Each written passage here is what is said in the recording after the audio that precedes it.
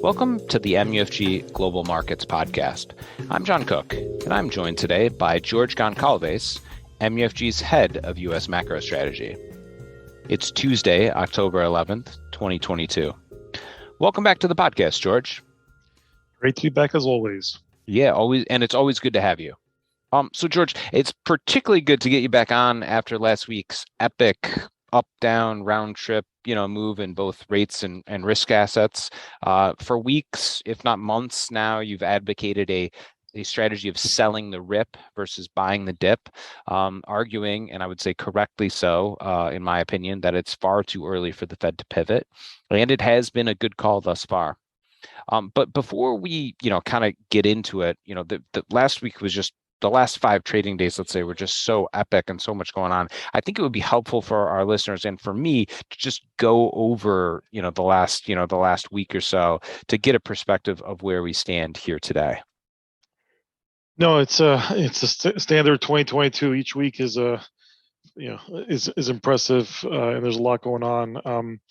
So last week, this has been an ongoing theme of ours, as you just alluded to, that it makes sense to be defensive and just kind of take the Fed at face value when they got much more hawkish over the summer, and which they have not dialed back whatsoever since then.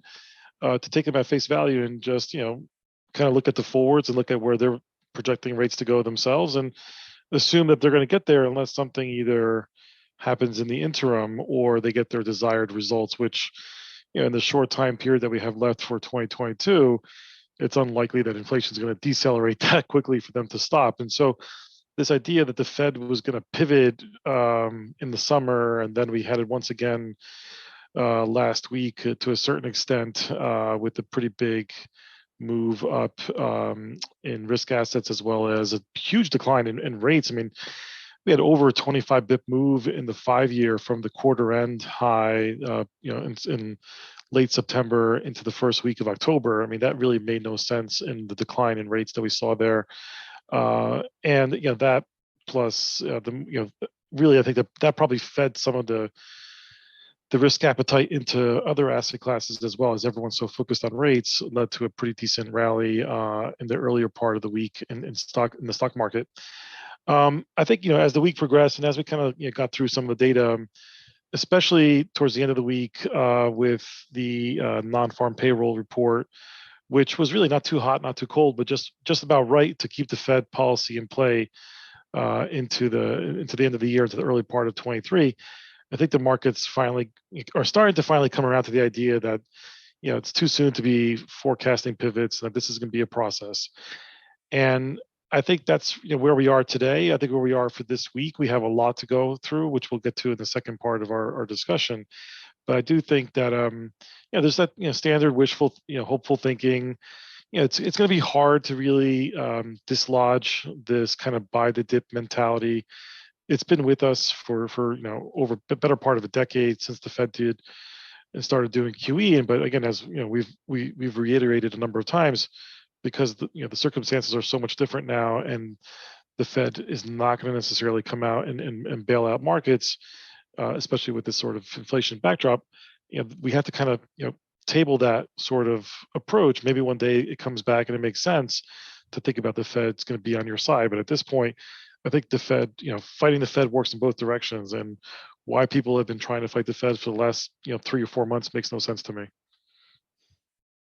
Yeah, and that's definitely been the wrong trade. But as you said, last week was just so eventful with such a round trip in markets, and I'm just sort of thinking about it. I think, if I'm not wrong, 10-year rates were about 30 basis points lower when we recorded this podcast last week. So that just kind of gives you a sense of just how massively things have moved. So that was a great recap of kind of where we how we got here, if you will. Why don't we turn things and go a little bit more forward looking and look at what lies ahead this week, and what it's going to be a very eventful week. It's inflation week. We get PPI as well as CPI. We also get the minutes from that hawkish September FOMC meeting, which at the time served as a reminder that the Fed is nowhere near done, something you just spoke about. What are your views on and around these key releases? So yeah, let's focus on inflation first. But really, the PPI and the CPI report are straddling the FOMC minutes, which I think are going to be critical too. We've had Fed speakers come out since the September meeting, and again, the majority I think have basically delivered a consistent message that they're not going to, that the idea is to get inflation under control, to really ensure that the inflation expectations of do not get out of hand, and that that the both the consumer and markets really believe the Fed as being a credible inflation fighter. Again, as we alluded to in our last monthly, I mean, the markets and the consumers are starting to get that, and they have been taking down their expectations for inflation. But this is as it could be as easy come as easy go if we get a big spike in oil prices. So I think it's still too early to kind of say that if Fed's inflation fighting credibility has been regained enough for them to dial it back. If anything, the tendency is usually to go further and to overshoot to make sure the job is done, and to really communicate to the public, both the consumer and markets, that they mean business, and they're not going to necessarily allow inflation to creep into the or persist in the economy, that this is a a fight that they're willing to take to the end.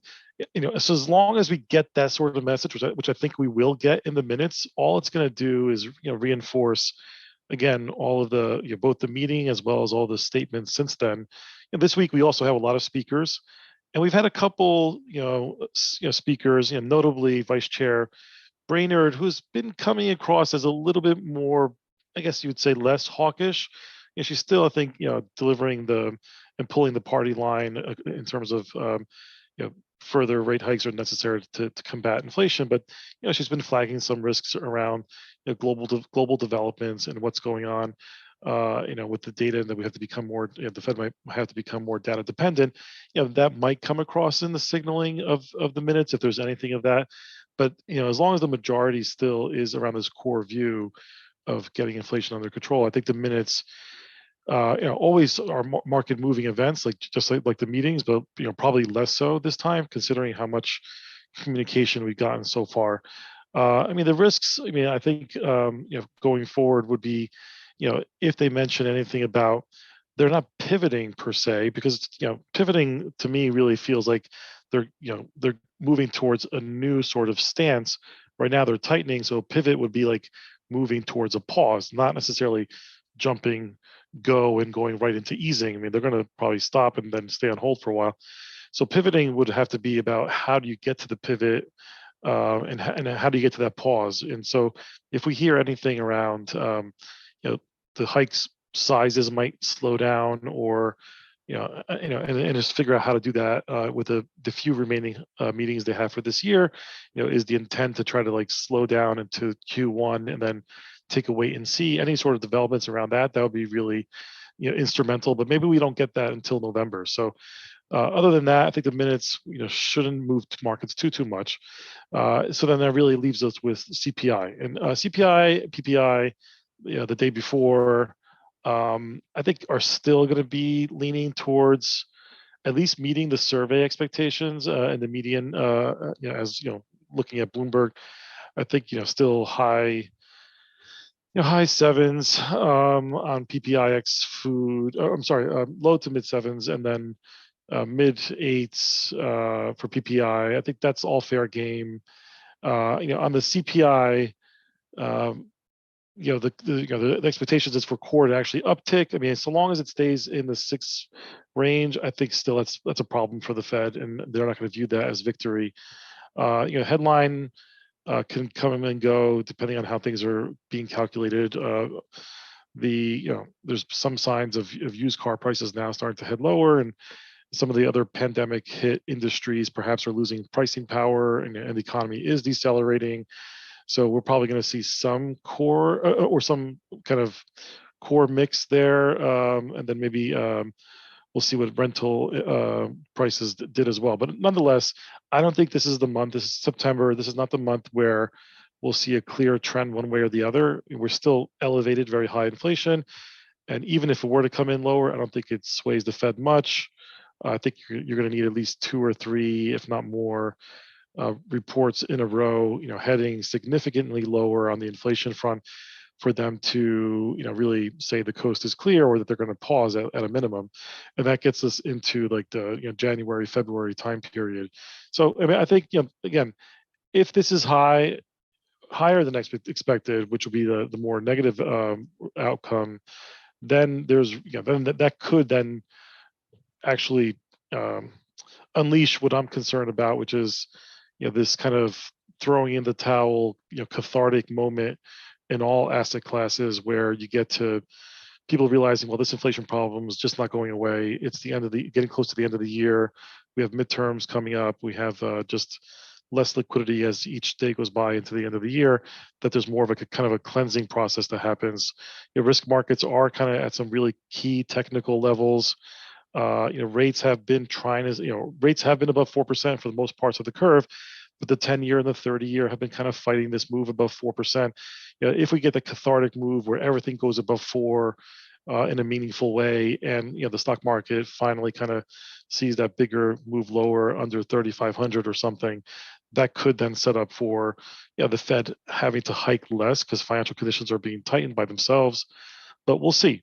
So this week is pivotal. I think it sets us up for potentially a negative couple weeks ahead in the markets. So I don't think that the pain is over yet by any means. Oof. It felt pretty painful up to this point. But yeah, to summarize here, FOMC minutes may be less important given all that Fed speak, as of late. But watch for signs of any sort of signs of a pivot. And weak CPI, probably doesn't do much, as there just isn't kind of the preponderance of evidence the Fed needs. But higher CPI, it could get ugly. All right, so we'll stay tuned. And as a reminder for our listeners, if you are not receiving George's strategy reports directly, please reach out to him either on email or Bloomberg. Great stuff as always. Thanks again for coming on the podcast, George. Thanks, John. And thank you for listening to the MUFG Global Markets Podcast. Rate, review, and subscribe on Apple, Spotify, or wherever you get your podcasts.